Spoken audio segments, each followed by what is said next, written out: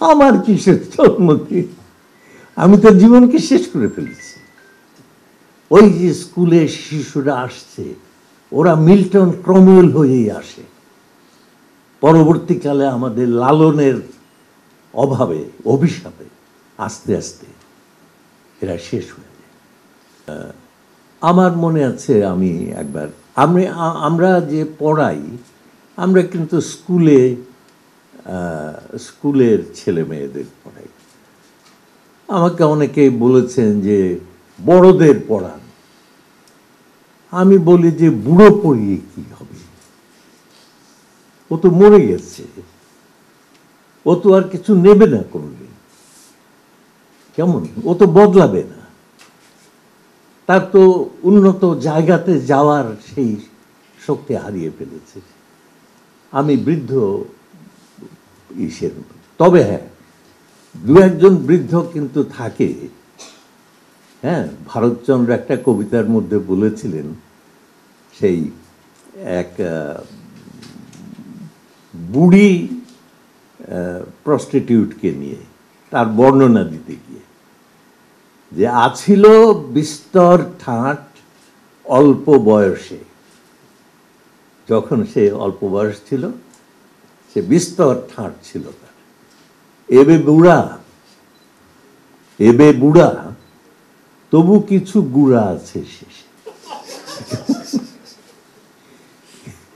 কিছু কিছু মানুষ থাকে যে এই যে এবে বুড়া, তবু কিছু গুড়া আছে শেষে। শুনলাম যে স্যার এই 4 সপ্তাহে, গত 4 সপ্তাহে এরকম 4টা বক্তৃতা। গুড়া ছাড়া কি সম্ভব? কেমন? তো ওরকম থাকতে পারে। আর তা না হলে, এবং তার সঙ্গে শিশুদের, কারণ শিশুরা স্পর্শকাতর, শিশুরা উৎকর্ণ, শিশুরা উন্মুখ, শিশুরা ইমপ্রেশনেবল। কেমন? শিশুদের প্রতি মুহূর্তে, মানে আমি অবাক হয়ে গেছি। আমি স্কুলের পর স্কুল, আমি 3500 স্কুলে বক্তৃতা করেছি 14 বছর ধরে। কেমন? এবং সেখানে আমি একটা জিনিস বাচ্চাদের আশ্চর্য হয়ে লক্ষ্য করতাম, অতি সাধারণ স্কুলেও। কারণ মানুষের মেধা তো বাপের টাকার সঙ্গে যুক্ত নয়, ওটা পরবর্তীকালে টাকা এসে পার্থক্য করে দেয়। কিন্তু মানুষের জন্মগতভাবে মানুষের মেধা তো তার বাপের টাকার সঙ্গে সম্পর্কিত নয়। এই যে স্কুলে সব বাচ্চা বাচ্চা ছেলেমেয়েরা আসছে, তারা তো, তাদের মধ্যে তো অ্যারিস্টটল থাকতে পারে। ওই যে কি কি poetry written on a country চার্চের ইসের কবিতা, যা হোক, ওই যে একটা গ্রামের গোরস্থানের পাশে বসে কবির হঠাৎ মনে হচ্ছে যে কে জানে এই গ্রামের এই অবহেলিত এই ইসের মধ্যে, এই কবরস্থানের মধ্যে হয়তো কোনো কবরে কেউ শুয়ে আছে যে মিল্টনের মতো, হ্যাঁ, শক্তিশালী ছিল, বা ক্রমওয়েলের মতো বড় কেউ এইখানে হয়তো শুয়ে আছে। ওই যে স্কুলে শিশুরা আসছে, ওরা মিল্টন ক্রমওয়েল হয়েই আসে। পরবর্তীকালে আমাদের লালনের অভাবে, অভিশাপে আস্তে আস্তে এরা শেষ হয়ে যায়। কেমন? সুতরাং আমরা স্কলার তৈরি করতে চাইনি, পণ্ডিত তৈরি করতে চাইনি। আমরা চেয়েছি হৃদয়টাকে পাল্টে দিতে, এমন সব বই তাদের হাতে তুলে দিতে যাতে শিশু হৃদয় একবার তার দ্বারা যদি অভিভূত হয়ে পড়ে, তাহলে সেই স্বপ্নটা সারা জীবন তাকে ড্রাইভ করবে, তাকে, তার পরিপার্শ্বকে, সব কিছুকে। তো সেই চেষ্টাটা আমরা করেছি। আমাকে সবাই বলে যে বালক দিগের সর্দার আব্দুল্লাহ আবু সাইদ, বালক দিগের সর্দার, বাচ্চাদের নিয়ে কাজ করে। আরে বাচ্চারাই তো শক্তিশালী, এনার্জি কার? আমার। এই বুড়োদের না শিশুর? লাফায় কে, লাভ দেয় কে, তাই না? নাচে কে, নেচে ওঠে কে? সহসা অযথা নেচে ওঠে শিশুরা, কারণ এই গ্র্যাভিটেশনের ফোর্সকে অতিক্রম করার একটা সহজাত শক্তি তার মধ্যে আছে, একদম গাছের মতো সে নিজেকে ছড়িয়ে দিতে পারে এরকম ভাবে।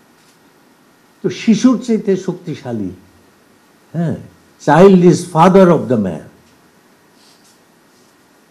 তাই না? শিশুর চাইতে শক্তিশালী কে? তো আমার মনে আছে একবার আমাকে একজন বলে যে তোমরা কি করো, কি করো, তোমরা তো দর্শন পড়াও,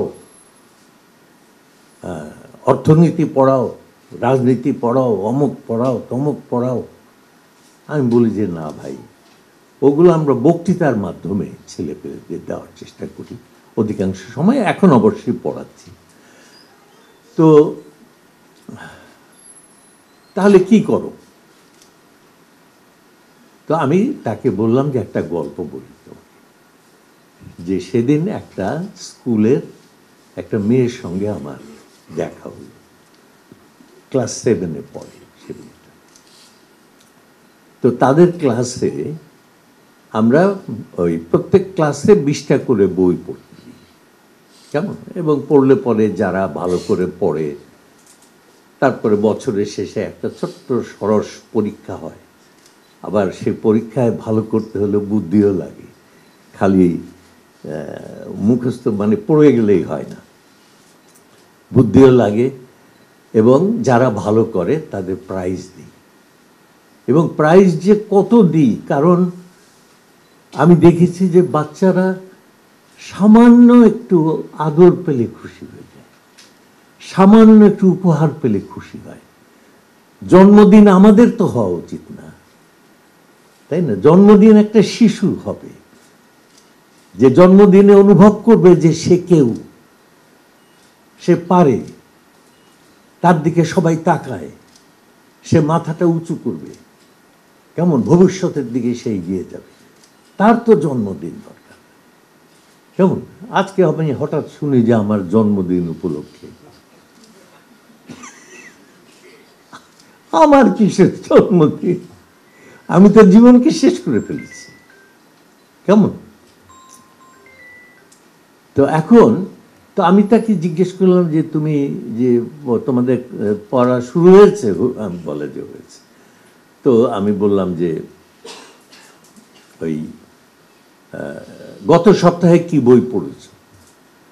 তো সে বলল যে লে মিজারেবল পড়েছি। হ্যাঁ, না বোধহয় লা মিজারেবল, হয়তো ওদের হয়তো একটা গল্প, ওই জাভালজার মূল গল্পটা আছে। তো বললো যে লা মিজারেবল পড়েছি। তা আমি বললাম যে কেমন লেগেছে? বলে যে বইটা পড়ে আমি কেঁদেছি, আমার কাজ তো শেষ। এই যে একটা শিশুর হৃদয় কেঁদে উঠল মানুষের কষ্টে দুঃখে, আর কি? কিসের লেকচার, কিসের গবেষণা, কিসের? মানুষের হৃদয় যদি জেগে ওঠে তারপরে তো কিছু নাই আর, তার জীবন তো দাঁড়িয়ে গেছে। তো আমরা সেই জন্য এটা করি, এবং আমরা 2.25 কোটির বেশি ছেলে মেয়েকে এ পর্যন্ত এই বই পড়ার মধ্যে আমরা এনেছি, কেমন। আমাদের ভ্রাম্যমাণ লাইব্রেরির মাধ্যমে এনেছি, স্কুল প্রোগ্রাম, কলেজ প্রোগ্রাম, ভ্রাম্যমাণ লাইব্রেরি, তারপরে এই যে এখন আবার ভ্রাম্যমাণ বইমেলা চালু করলাম, এই মেটলাইফের আলাউদ্দিন সাহেব, যেটা এই যে প্রথমে যিনি এসে বক্তৃতা করেছেন,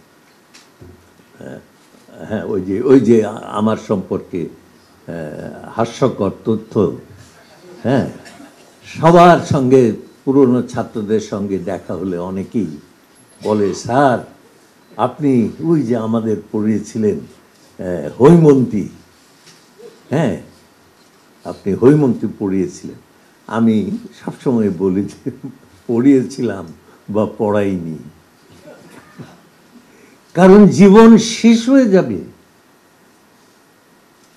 একটা গল্প আরম্ভ করলাম আর সেই গল্প শেষ হয়ে যাবে, তাহলে আমি কি পড়ালাম? আমার জীবনের মধ্যে কি আছে যা আমি তাদেরকে দিতে চাই? কেমন? ওটা তো একটা প্রতীক মাত্র। ওই যে হৈমন্তী গল্প, ওটা তো জীবনের একটা প্রতীক মাত্র। আসলে আসল যা, সেটা হচ্ছে আমি।